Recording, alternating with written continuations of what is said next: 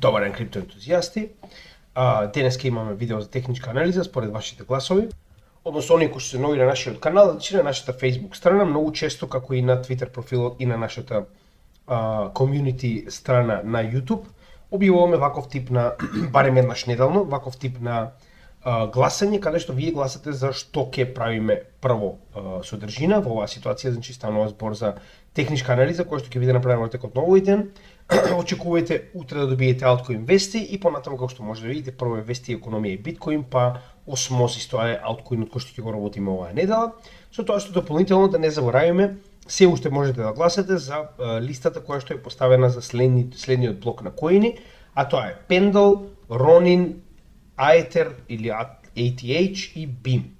Значи, за оние кои што гледам имаше некои коментари од типот јас долго време го ставам мојот коин. Значи, кога ги бирам овие коини, ги бирам во однос на капацитетот кој што го има, во однос на маркет капот кој што го има, затоа што ако се сеќавате, кажавме дека ќе ги работиме прво поголемите проекти кои што имаат поголем маркет кап, односно ви нудат поголема сигурност во однос на вашата инвестиција, а потоа и помалите. Од друга страна, не заборавајте дека јас ви дозволувам да бирате и да предлагате.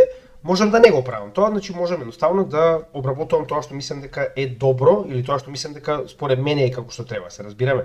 Така да нели, значи такви коментари од типот ама не сакаш ова да го обработиш, не, напротив, значи гледате дека работиме постепено, идејата е да го направиме тоа како што треба, значи нели, со време, нема потреба брзање, не гледам причина, значи сите коини ќе бидат обработени, само што уште еднаш ако видам дека некој коин има 10 милиони долари маркет кап, а вие барате да го обработам, јас не гледам причина да го обработам тој коин. Значи тоа не е коин, тоа е нешто што вчера почнало, се разбираме.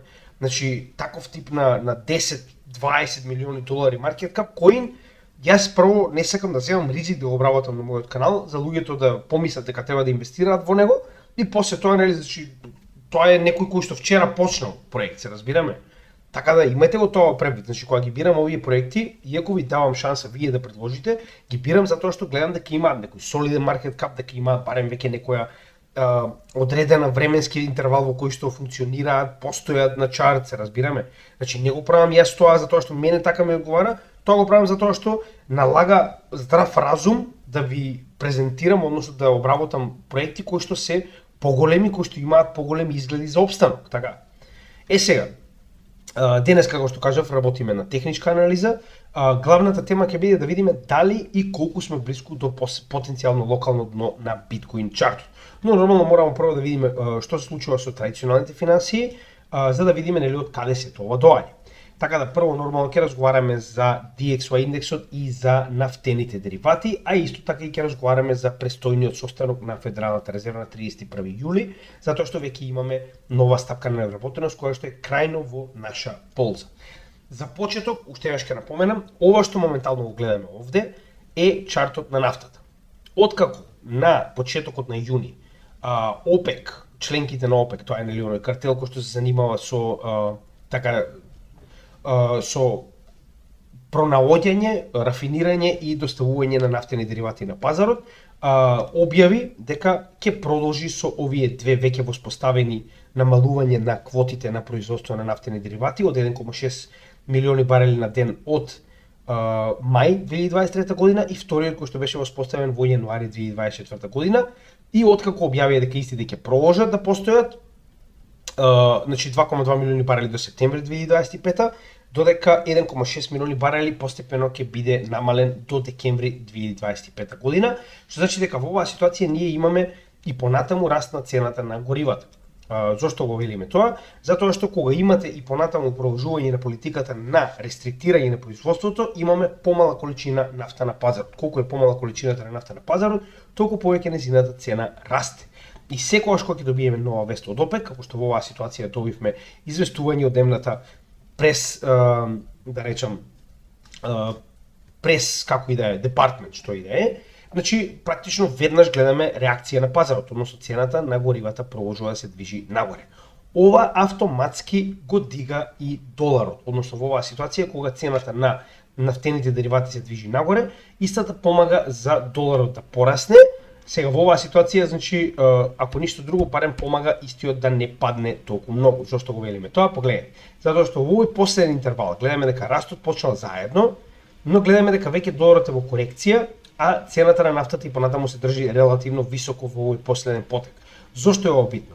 Значи, ова и понатаму представува една од главните сили кои што дава вредност на доларот. Значи, дава на доларот да остане на она што е моментално на повисока цена. Што значи дека ако нафтените деривати не биле во пораст, падот на доларот кој што моментално го гледаме овдека ќе бил уште подраматичен. Се разбираме? Значи, во основа две главни сили ја држат вредноста на доларот на високо или ниско ниво. Горивата, затоа што и понатаму 4/5 од вкупната количина на трансакции се одвиваат во долар, тоа понатаму како ќе се менува, така ќе разговараме и ќе видиме како се намалува ефектот на цената на нафтените деривати врз доларот. И втората е Федералната резерва за која што ќе разговараме сега. Што значи дека првата сила, односно првиот критериум кој што дава сила на вредноста на доларот и понатаму е на високо ниво и очекуваме така и да остане барем во следниот период, затоа што го имаме овој наратив од членките на ОПЕК. Што значи дека во оваа ситуација доларот и понатаму ја бутка, тоест нафтата и понатаму ја бутка вредноста на доларот повисоко. Додека кога станува збор за доларот самиот по себе, моментално добивме пад. Од каде го добивме овој пад? Гледаме дека падот доаѓа практично во претходната недела, еве ќе ставиме на дневно ниво да видите од кога истиот доаѓа. Значи погледнете, овој пад практично е негде во трети и четврти најголем, најизразен, што значи дека понатаму гледаме дека горната граница на овој триаголник представува пречка за придвижување на доларот нагоре, но во исто време ова доаѓа од еден многу битен податок. Да, и пред да продолжиме за доларот, само сакам да напоменам дека не е само членките на ОПЕК, туку уште еден многу ја критериум имаме овдека, што држи цената на нафтата повисоко, а тоа е потенцијалната војна помеѓу Израел и Хезболах, односно Либан. Не го заборавајте ова не е завршена работа, че уште еднаш морам само да напоменам дека ова не смееме само туку така да го заборавиме. Ако се сеќавате ви кажам, значи било каков тип на војна или конфликт или напад помеѓу Израел и било која од овие членки на отпорот како што они ги нарекуваат, а тоа се Иран и неговите прокси Ирак, Сирија, Јемен и Либан, автоматски представува закана за цената на нафтените деривати. Затоа што со било кој од овие 4 земји, доколку Израел влезе во војна, автоматски истиот влегол во војна против Иран. И таквата војна видовме што случи последниот пат кога имаше напад, макар и најавен, помеѓу Израел и Иран, автоматски цените на горивата почнаа да се движат нагоре екстремно. Така да, и ОПЕК, и потенцијалниот конфликт кој што гледаме дека секој ден е се понеизвесен, постојано имаме нови напади од страна на Израел врз Либан. Значи, иако тоа засега изгледа контролирано, доволно е една погрешна проценка и сето тоа да излезе надвор од контрола. Тогаш дури ќе биде интересно, така да имајте го тоа превид, а сега да се вратиме на вредноста на доларот. Сега, како што кажавме, технички гледано и понатаму истиот се наоѓа во овој триаголник и понатаму очекуваме истиот да биде скршен надолу, долгорочно. Но во меѓувреме гледаме дека вредноста на доларот почнала да паѓа негде околу 2-3 јули и тоа во поголемо темпо. Така, имаме поголем пад. Зошто е тоа така? Значи, невработеноста во Мурика последниот податок сме ја добиле на 5 јули. Проблемот е што веќе имаше најава дека ќе има зголемување на процентот на невработеноста во Америка. Сега, зошто е ова битно? Рековме дека вториот критериум е политиката на Федералната резерва, за тоа дали е рестриктивна или е така речено релаксирана кон самата економија. Така. Сега, зошто ова верувам дека е главната причина поради која што ние добивме пад на DXY надолу. Значи, ако се сеќавате, ние кажавме дека Федералната резерва моментално и понатаму е во рестриктивен мод, така, и понатаму гледаме дека 95% од учесниците на пазарот очекуваат дека нема да има промена во rate hikes, односно тоа е каматната стапка по која што Федералната резерва позајмува ново испринтани или веќе поседувани пари. Сега, каде е овдека проблемот? Да, во јули и понатаму не се очекува, така. Но кога ќе го погледнеме септември, гледаме дека веќе 71% од луѓето испитаниците очекуваат дека ќе добиеме прв rate hike во септември. Зошто е ова така? Затоа што прво гледаме дека невработеноста веќе е над 4%. 4% е значи практично линијата, односно бариерата над која што веќе се смета дека е алармантна невработеноста во Америка. Федералната резерва има два мандати, односно две основни задачи: да ја држи невработеноста на ниво под 4% и да ја држи инфлацијата на ниво под 2%. Сега гледаме дека веќе невработеноста излегува надвор од контрола и гледаме дека само што беше така речено значено дека е 4,1%, значи се најавува скок на невработеност. Што значи, рестриктивната политика на федералната до сега, каде што 5,5% веќе го држи ова на 9 или 10 месеци, ја внесува економијата на Америка во потенцијална рецесија, баш највеќе поради невработеност. Сега, друга битна работа, значи другите два битни податоци кои што се, да речем, клучни за како ќе одлучи Федералната резерва, првиот е невработеност, се гледаме дека е крајно во наша полза. Значи, колку е повисока невработеноста, толку побрзо ќе дојдеме до rate cuts, оно што нас не е потребно, ќе објасниме зошто. А втората, како што кажавме, е висината на инфлацијата. Гледаме дека за кор инфлацијата за јуни, тоа ќе биде на 11 јуни, за 2 дена од сега, така да ова е таман на време видео, значи очекуваме истата да остане на 3,4%. Да не заборавиме и кор и CPI инфлацијата на во оваа ситуација Федералната резерва, линиите, односно границите се 2%.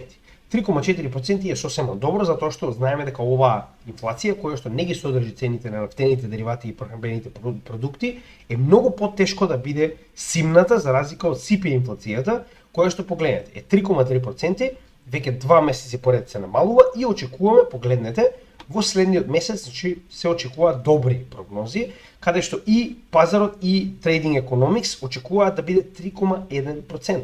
Значи тоа е пад за 0,2%, што значи дека веќе имаме 4 месеци последователно пад на инфлацијата на CPI, на главната инфлација. Така.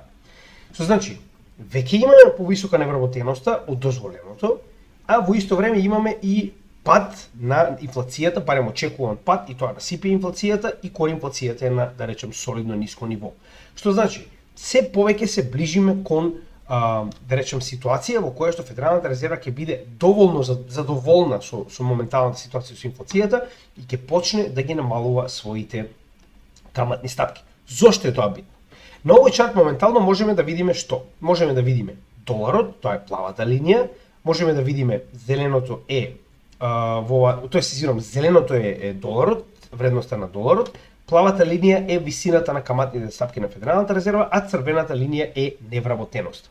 Што можеме да заклучиме? Значи, ќе се вратиме во овој период, да речем доста поблизок на нас, значи од така речено 90-тите години. Така.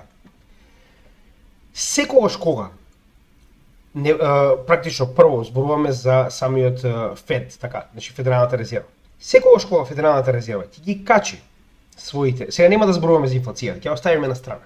Значи знаеме дека секогаш кога Федералната резерва ги качувала своите каматни стапки, ги качувала поради висока инфлација.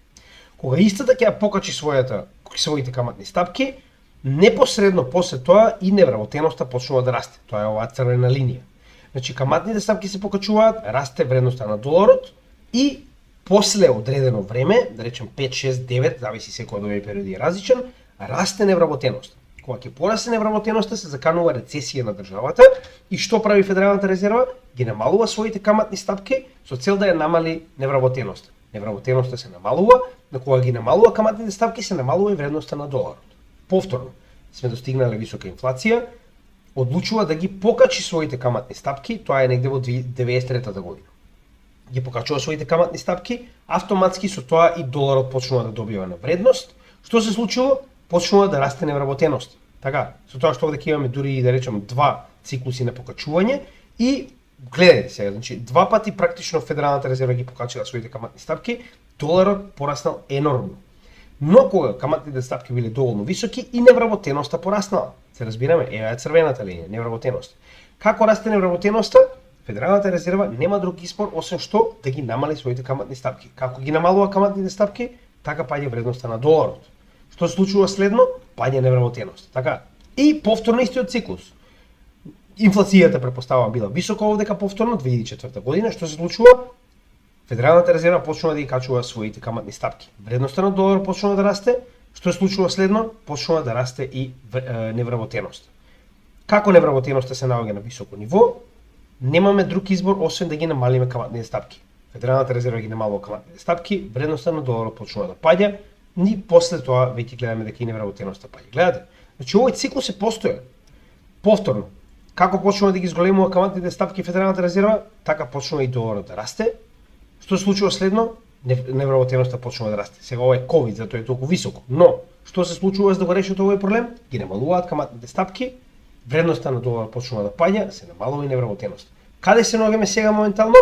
На врвот на циклусот на rate hikes. Што значи, сега што очекуваме?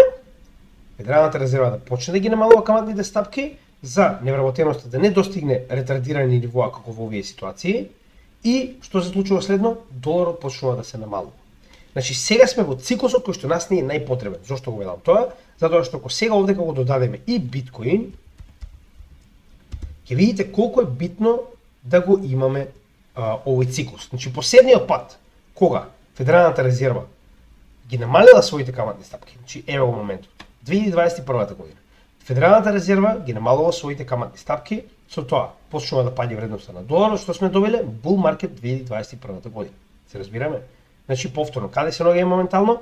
Федералната резерва се очекува да ги намали своите каматни стапки, вредноста на доларот да почне да паѓа, со тоа и невработеноста да се одржи на пониско ниво, а вредноста на биткоин ќе почне да расте. Дали ви е сега јасно зошто е толку битен следниот период и зошто ова може да биде клучниот момент за многу добар bull market? Овдека можеме многу јасно да го видиме тоа и како е директно поврзано со невработеноста и со каматната политика на Федералната резерва.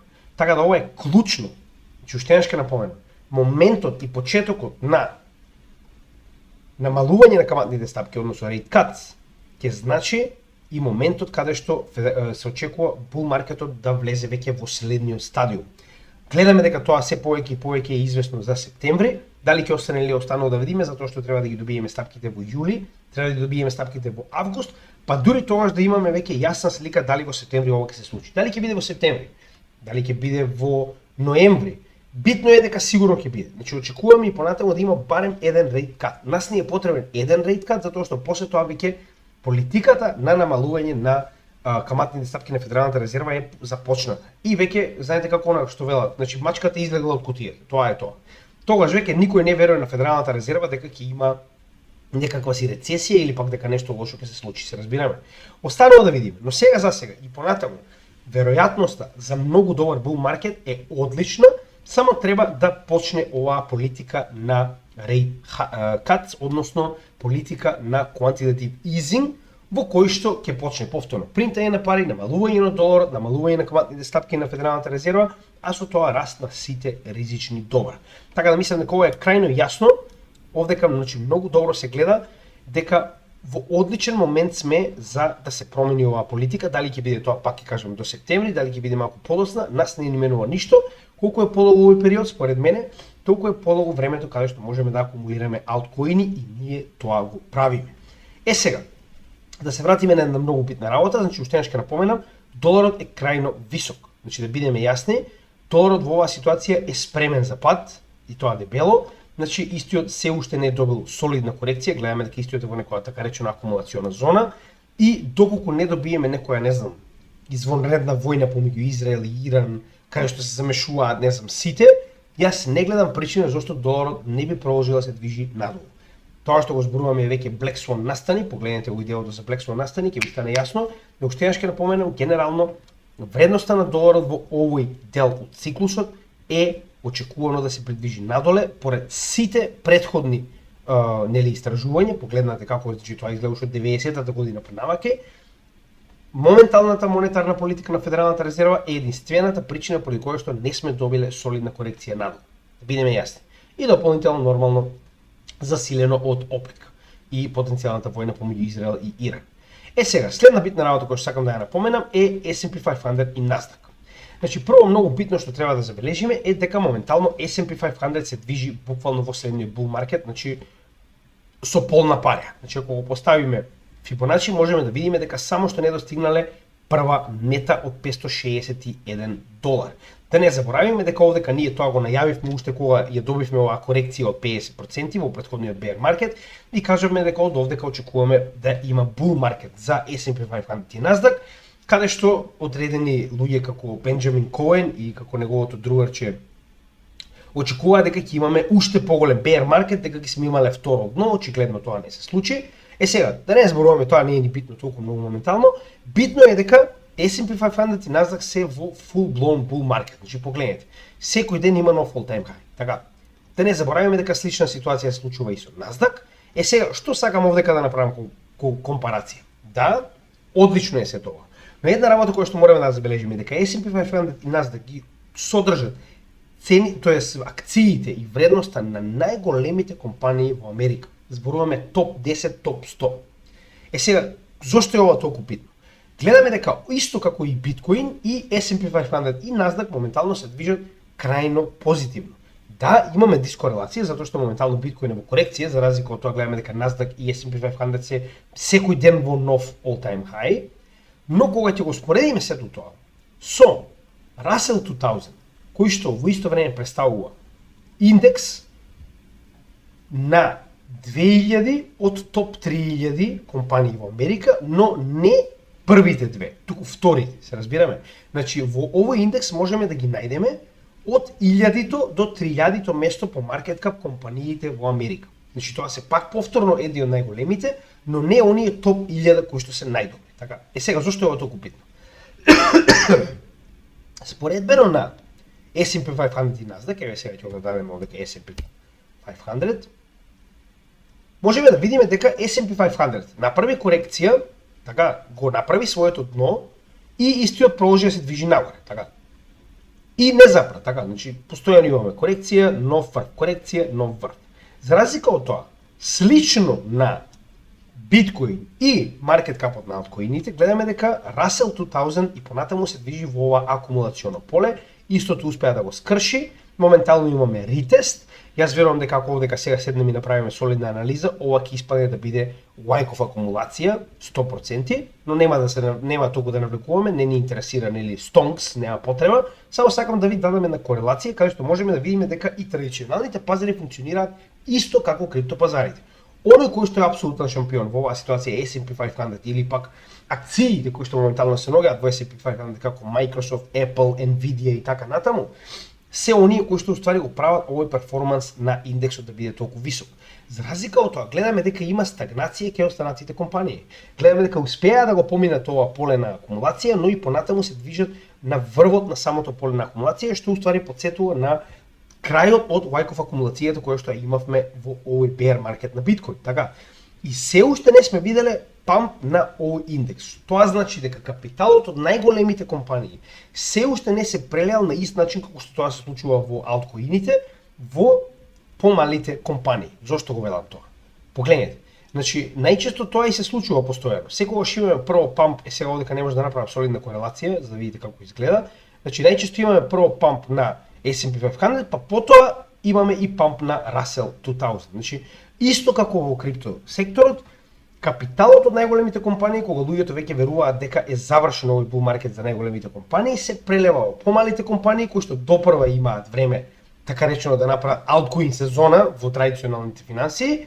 И во оваа ситуација гледаме дека тоа што сакам да ви го покажеме дека верувам слично на алткоините во крипто и овие помали компании ќе добијат свој бул маркет во моментот кога конечно ќе добиеме quantitative easing, кога конечно ќе дојдеме до моментот каде што Федералната резерва ќе почне да принта пари, а мора да принта пари.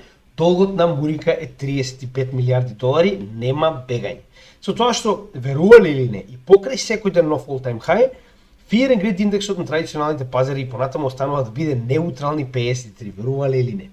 Значи дека генерално за сега традиционалните финансии се во феноменална форма. Гледаме дека истите понатаму продолжуваат да растат постојано. Само уште еднаш ќе напоменам, многу од луѓето го забораваат фактот дека ова се топ компаниите. Ова не се помалите компании кои што гледаме дека и понатаму стагнираат, дури има и две последователни корекции. Така. Сега, тоа е околу традиционалните пазари, нема да должиме премногу, мислам дека е крајно јасно што имаме да кажеме во оваа ситуација, значи долгорочно е одлично, пак ќе кажем, јас верувам дека очекуваме овој quantitative easing да промени се, но нели, мораме да стигнеме таму, едноставно не можеме пред време да зборуваме за нешто што се уште не се случило. Во однос на биткоин и алткоините гледаме дека Fear and Greed е буквално на граница пред да влезе во extreme fear. Знаеме дека 25 е границата за екстремен страв и кога влегуваме во тие води, тоа најчесто и означува локално дно. Со оглед на фактот дека не се ногаме во bear маркет, според Fear and Greed индексот, ако мене ја прашувате, се ногаме на екстремно ниски вредности, што потенцијално би не довеле до тоа локално до за кое што разговараме. Сега, прво би сакал да кажам дека за разлика од претходниот период, конечно видовме и шорт ликвидации. Иако ова се мали, значи погледнете, имавме еден ден од 174, еден ден од 134, еден ден од 213 милиони шорт ликвидации. Оно што сакам да го кажам е дека во целиот овој период над нас, од апсолутниот врв 74.000, па до моменталната цена која што успеавме да достигнеме, тоа е 53 и сега се ногаме на 57-58.000. Верувам дека има поставено толку многу голема количина на шорт позиции, што значи дека над нас, над 60.000, јас верувам дека сето ова, па до 75.000, е еден голем период на стоп лос на шорт позиции. И верувам дека сега кога ќе се придвижиме нагоре, како што досега гледавме масивни лонг ликвидации, тоа погледнете, значи уште од самиот врв, овде ќе имавме енормни 879 милиони лонг ликвидации. Погледнете колку големи. 582. Овде ќе имавме 784 и 771 последователни. Пред само неколку денови имавме 416 и 334 милиони лонг ликвидации. Значи дека лонг леверидж е толку дебело потрошен, што сега моментално е обратна ситуација. Имаме еден тон шорт леверидж затоа што луѓето сега очекуваат, не знам, биткоин доди до 30.000, до 20.000, ќе оди до 0, стандардна приказна. Оно што сакам да го кажам е дека најчесто кога луѓето се најпесимистички настроени кон биткоин, истиот тргнува во спротивна насока. Јас за разлика од Никола имам малку поинако размислување во однос тоа каде се наоѓаме и верувам дека се наоѓаме на дното кое што потенцијално би требало да го достигнеме сега. Ќе кажам зошто во техничкиот дел, сега нели постепено ќе стигнеме и до таму, но пред да стигнеме до самата техничка анализа би сакал една многу битна работа да ви покажам, а тоа е дека значи ако досега чекавме да се направи дното, каде што имавме 2 недели црвени, па имавме некои мали приходи, мали приливи и така натаму, мислам дека овие последни 2 дена, петокот и понеделникот, се добар показател дека потенцијално дното е постигнато. Зошто го велам тоа? Значи, овие институции има многу повеќе капитал и можност за истражување. Значи, они може да го истражат пазарот, може да истражат што се случува многу подобро од нас, така? Ако во Bitcoin Spot ETFs одлучиле дека 143 милиони долари се инвестирани во петокот и 294 милиони долари се инвестирани вчера во понеделникот, зошто би инвестирале толку многу пари овие институции ако не очекуваат дека дното е направено? Се разбираме? Значи, постојано зборуваме тоа. Еден од најдобрите инструменти на инвеститорите е следење на луѓе кои што имаат повеќе капитал од вас да направат истражување. Ако вие го немате капиталот за истражување, тогаш користете го оној кој што го има, така? Значи, ако гледате дека некои од овие големи институции се движат во некоја насока, тоа го прават со причина. Никој не става 294 милиони долари да купи биткоин моментално, ако не очекува дека дното е направено. Ако они очекуваат дека цената на биткоин ќе се придвижи до 50.000 или до 40.000, они ќе чекаат да дојде до 40.000, се разбираме? Сега, значи ова нормално, никогаш не е 100% вистинито, се разбираме. Не можете да бидете сигурни 100% во ништо. Но верувам дека моментално веројатноста е многу поголема дека дното е направено, за разлика од тоа дека не е. Со тоа што гледаме дека овој период на стагнација е завршен и што гледаме моментално во последните 2 дена, придвижување нагоре. Што значи дека се повеќе и повеќе биткоин влегува во рацете на институциите. Додека секојдневните луѓе продаваат поради страф, гледаме дека во целиот овој период институциите акумулираа и сега веќе продолжуваат да акумулираат со поголемо темпо. Ова не е за џабе. Значи, јас верувам дека овие институционални купувања се сега веќе еден инструмент во нашата, да речам, футрола на оружје, кој што е незаменлив, се разбираме. Значи, вие имате отворен прозор во тоа колку и како купуваат институциите. Нешто што досега не можеме ни да го сонуваме. Сега ние активно можеме да следиме дали купуваат или продаваат, се разбираме. И тоа зборуваме за најголемите шампиони, зборуваме за BlackRock, за Fidelity, за Invesco и така натаму. Така да верувам дека ова не е за занемарување и една од причините поради кои што верувам дека се наоѓаме на потенцијално локално дно. Сега, следно нешто што би сакал да спомнам е биткоин како стратешка државна резерва. Зошто? Значи, уште еднаш ќе напоменам, многу луѓе да забораваат дека до пред само еден бул маркет ние не можеме да разговараме за институционална адаптација, не можеме да разговараме за државна адаптација. А сега имаме председателски кандидат кој што не потенцијално, туку изгледа 90% ќе го добие председателското место. Имате држави како Аргентина кои што го интегрираат биткоин затоа што не можат да најдат начин да се извлечат од оваа максимална инфлација која што ги следи. Што значи дека до пред еден циклус ние бевме во сосема друга лига, се разбираме. Значи ние се уште бевме во трета лига на финансии и луѓето не сакаа ни да слушнат за нас. Сега највисоките институции во светот зборуваат за крипто. И тоа не само за биткоин, тоа е многу битна работа. Зборуваат за Ethereum, зборуваат за Solana, зборуваат за алткоини, зборуваат за се. Значи дека не е само биткоин тој што нели сите го сакаат. Не, напротив.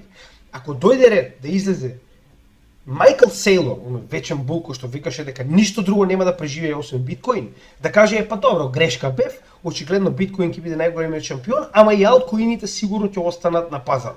Значи ако дојде тој човек кој што има најголема количина како приватна особа, да речем, биткоин во своја собственост, замислете што останува за другите. Така, уште еднаш ќе напоменам. Дојдевме во ситуација каде што Трамп наговестува дека доколку биде председател ќе направи биткоин стратешка резерва на Америка. Како што има нафтена резерва, која што се користи во случај да има некаква светска војна, ембарго, било која ситуација во која што Америка би била ставена да не може да користи или најде вакви ресурси. Сега гледаме разговор во кој што Трамп јавно најави дека потенцијално биткоин ќе има своја стратешка резерва во Америка. А нив не има потреба да купуваат, тоа е многу битно. Значи ова е најнова статија на Yahoo Finance која што е, само да видам точно од кој датум, од 26 април 2024 година. Каде што значи нели нешто мало продадува моментално, исто и ова германци ја продадува. Значи Америка сама по себе од апсење и од нели оние хакови и слично поседува 13,7 милиарди долари вреден биткоин. Што значи дека оние поседуваат оваа резерва. Само што треба да кажат дека нема да ја продадат, се разбираме. Значи во оваа ситуација се што треба да направат е буквално она што го кажа Трамп, да ја задржат, се разбираме. Значи они само треба да задржат оваа резерва. И сега што зборувам овдека? Значи ако такво нешто се случи, најголемата економија во светот да одлучи да има стратешка резерва во биткоин, тоа што останува за останатите, се разбираме. Значи пак ќе кажам, ние пред еден бул маркет игравме во трета лига. Сега играме во прва лига буквално за шампионско место. Така да не го заборавајте тој дел кога се разочарувате во овој сектор. Значи овој сектор допрва ќе расте. Она што моментално го гледаме е само врвот на сантата мраз. Значи она што го гледаме е почетокот на адаптација. И најчесто адаптацијата почнува од најголемите играчи. Они се тие кои што најчесто откриваат одредено нешто, почнуваат да инвестираат и потоа целиот свет доаѓа после нив да инвестира и најчесто се случува најголемите играчи да им продаваат на помалите играчи. Ние ја имаме предноста да бидеме први на пазарот и ние да продаваме на најголемите играчи прв пат во историјата.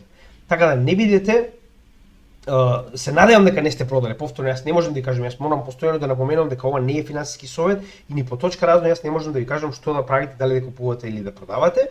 Само сакам да кажам дека кога ги гледаме сите овие работи, кои што досега не сме можеле ни да ги замислиме, жално е да едноставно ги пропуштиме, се разбираме. И сега како човек кој што бил во оваа сфера малку подолго, да речем добри 2 циклуси, ви кажувам дека за нас ова е незамисливо.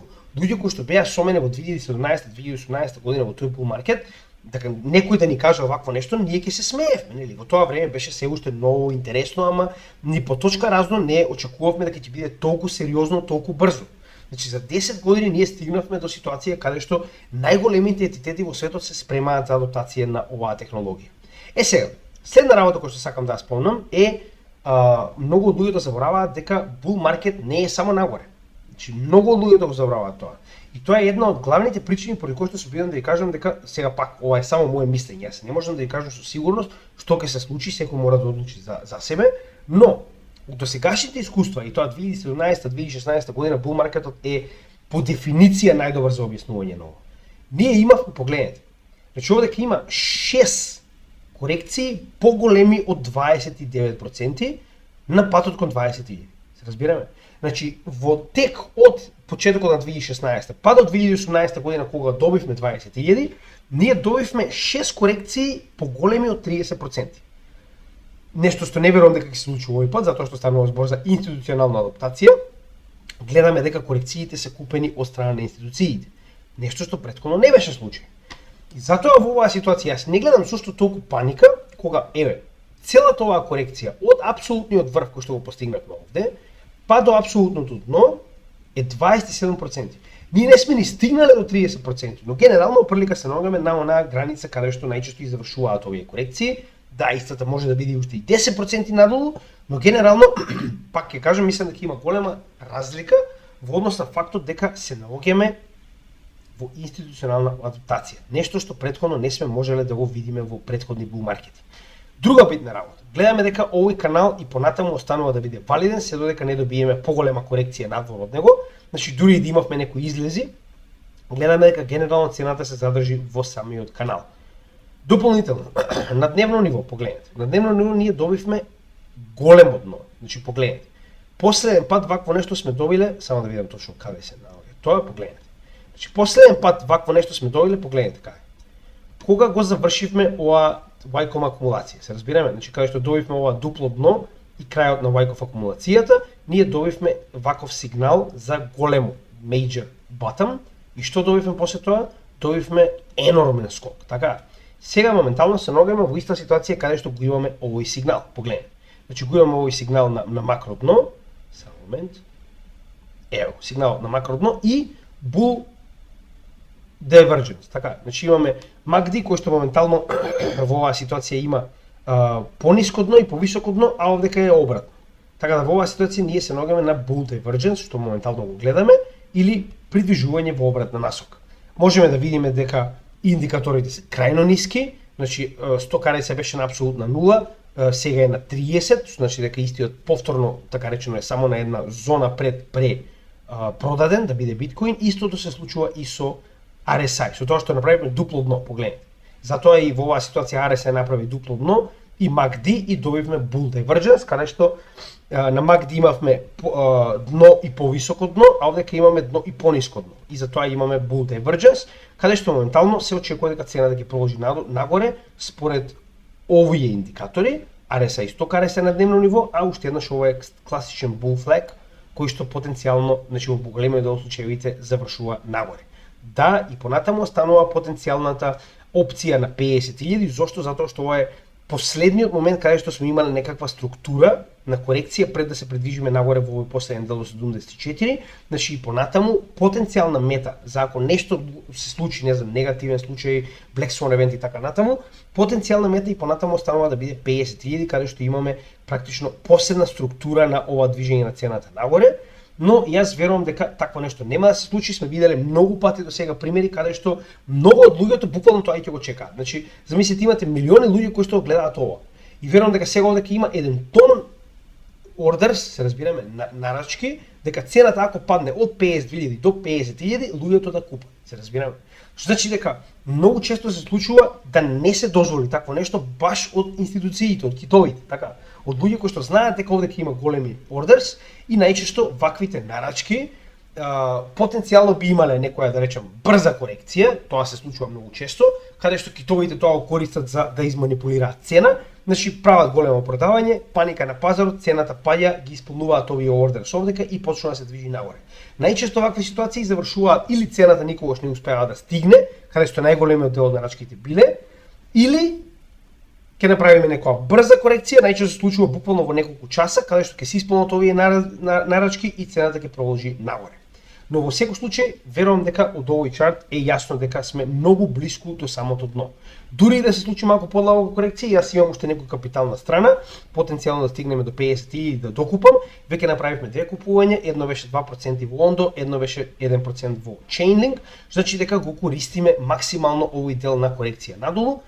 Втор битен чарт кој што мораме да го спомнеме е чартот каде што можеме да го видиме Bollinger Band на неделно ниво. Погледнете, се наоѓаме на долната граница на Bollinger Band. Последен пат ние сме наоѓале на долната граница на Bollinger Band во август 2023 година. И секогаш кога ќе се најдеме на долната граница, што се случува, се придвижуваме кон другата страна.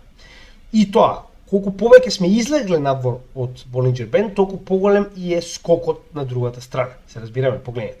А ние моментално се наоѓаме буквално надвор од Bollinger Band. Значи, погледнете. Еве го Bollinger Band, ние излеговме комплетно надвор од Bollinger Band. И кога тоа се случува, најчесто имаме јака корекција на другата насока. Со тоа што и овдека гледаме дека RSI се наоѓа под 50, негде околу 46, Последен пат видовме дека тоа се случило буквално пред овој голем скок. Погледнете. Тоа е онаа корекција која што кажавме, оној дабл тап кој што го направи на Wyckoff акумулацијата пред да продолжи да се движи нагоре. Што значи дека во оваа ситуација и Bollinger Bandот е една голема пречка за цената да се придвижи до оние 50.000 за кои што луѓето очекуваат. Значи ако тоа се случи, ќе треба цената да се задржи овде кај одреден период пред Bollinger Band да се придвижи надолу, па со него и самата цена. Такво излегување надвор од Bollinger Band како во оваа ситуација е многу ретко, посебно кога станува збор за движење надолу, ако не сме на пример во некој активен bear market. Но ние се наоѓаме напротив, во bull market. И уште еднаш ќе напоменам, не заборавајте дека биткоин изненадува кога луѓето се целосно разочарани. Најчесто кога луѓето веќе не сакаат да слушнат за ништо крипто, за ништо биткоин, тогаш биткоин се придвижува во обратна насока и ги изненадува сите. Не го заборавајте тоа, јас сум го видел безброј пати. Уште еднаш Wyckoff акумулацијата и понатаму продолжува, значи ова е завршена акумулација каде што се придвижуваме кон дистрибуција. Се уште не сме почнале со високо движење на цените на биткоин за да се пренасочиме кон лов на врв. Сега за сега и понатаму гледаме дека ова се оние стандардни корекции кога станува збор за Wyckoff акумулација и дистрибуција, и тоа е уште еден показател. Значи гледаме дека и искуството претходно и ова се стандардни показатели дека ваков тип на корекции во еден bull market се сосема нормални и дека овие 25 до 7% кои што моментално ги гледаме во корекција не се ништо ново освен нормална корекција на пазарот. Значи ова е маркап ефектот каде што се придвижиме кон дистрибуцијоната фаза. И моментално го гледаме тоа веќе во неколку наврати пред да се придвижиме кон официјалниот следен, да речем, врв на bull market, со тоа што не мора да биде првиот, гледаме последниот пат беше вториот врв. Но како и да е, кога ќе дојдеме во дистрибуционата фаза и кога ќе утврдиме дека веќе ја градиме дистрибуционата фаза, како што тоа сме го направиле веќе неколку пати, така, тогаш значи веќе ќе почнеме да правиме DCA надвор од нашето портфолио. Уште еднаш, и оваа корекција овдека исто така ни покажува слично нешто. Значи овој канал го следиме уште од самиот почеток на каналот, знаете и сами, и гледаме дека истиот и понатаму останува да биде буквално добра водилка за тоа каде се наоѓаме. Значи, ваквата корекција буквално е добра долната страна на овој канал, што најчесто гледаме дека во целиот овој период ни беше поддршка пред придвижување на оваа цена нагоре. Значи, гледате, Bollinger Band и самиот график на дневно ниво ни кажува дека сме препродадени и овој канал, значи многу различни фактори ни покажуваат дека дното е потенцијално постигнато. И дека потенцијално вакви исечоци како што можеме да видиме надвор од овој канал нема да бидат ништо ново, ќе бидат стандардна ствар. Овдека би сакал денеска од дополнителни чартови да ви покажам многу интересен момент, а тоа е, значи на BitBo има многу интересни чартови, би препорачал да го следите ова како страна, каде што прво сакам да ја споредиме, и че ова ќе биде нешто што ќе го правиме постојано, верувајте ми. Значи прво сакам да споредиме претходни циклуси и нивно исполнување до овој момент. Можеме да видиме дека, значи моментално сме во 5,42% од исполнувањето на целиот циклус од 4 години на Bitcoin halving. Каде што можеме да видиме дека и претходните циклуси во овие 5,4% биле или во стагнација или во активна корекција надолу. Погледнете. Значи или во стагнација, акумулација, како сакате во овие два случаи, или во активна корекција надолу. Што моментално се случува? Активна корекција надолу. Но во престојниот дел од bull циклусот, оваа година дена од моментот кога имаме халвинг, погледнете што се случува след. Така. Што значи дека ние генерално во однос на другите циклуси и каде се наоѓаме во делот на циклусот на самиот халвинг, значи колку истиот тој период, немаме никаква друга разлика. Исто така, овдека во однос на боите, ова е план Б, значи ова е неговиот чарт, каде што ги имаме овие нели очекување на самата цена, нема да разговараме до тоа. Она што ќе разговараме, погледнете и сами. Кога е цената црвена, значи цената е ова на биткоин. Кога е цената црвена, најчесто случува стагнација пред конечно да продолжиме кон следниот дел. Погледнете, стагнација пред конечно да продолжиме кон следниот дел. И овде, стагнација, продолжување кон следниот дел. Каде се наоѓа моментално? Стагнација и корекција. Така. Значи и претходните циклуси во овој дел, и според како изгледа чартот, и според она што го очекува план Б, се буквално исти. Значи нема никаква разлика, ова е буквално стандардно. Сега негде сме имале поголема корекција, негде сме имале стагнација, само движење на цената зигзаг во хоризонтала, но генерално гледаме дека истиот и понатаму останува да биде сличен на претходните циклуси. Ништо не е 100%, никој не може да гарантира дека истиот ќе биде исто како и претходните циклуси, но врз основа на сето она што го видовме до сега од искуство, од чартинг и да не забораваме многу битно, од самиот халвинг ефект. Зошто го велам тоа? Затоа што со самиот халвинг ефект се преполовува количината на биткоин која што влегува на пазарот на дневно ниво. Пред тоа беа 900, сега се 450 коини на дневно ниво, што значи дека се помалку и помалку биткоин имаме на располагање. Што автоматски досега во 3 наврати бил економската причина на циркулација на веќе постоечка материја на пазарот, поради која што цената продолжила да се движи нагоре во овој бул или така речено или бабл територија. И да не забораваме дека во исто време алткоините дебело искрвареа, да не забораваме дека тоа последен пат не се случи во октомври 2023 година и потоа имавме масивен алткоин ран, масивен, така, каде што поголемиот дел од алткоините, ако ништо друго, барем се дуплираа. Со тоа што ние моментално се наоѓаме на иста таква ситуација, каде што верувам дека следното одење нагоре на биткоин ќе биде пропратено и со алткоините. Уште еднаш, не можам да бидам сигурен, не можам да бидам 100% сигурен, кој што знаете и сами, но верувам дека се наоѓаме на почетокот на еден масивен бул маркет кој што ќе трае барем до средината на следната година и верувам дека ова може потенцијално да смени многу животи и затоа уште еднаш ќе напоменам, ова што го работиме на нашиот канал е бесплатно со цел да научиме што повеќе македонци на она што потенцијално доаѓа пред нас.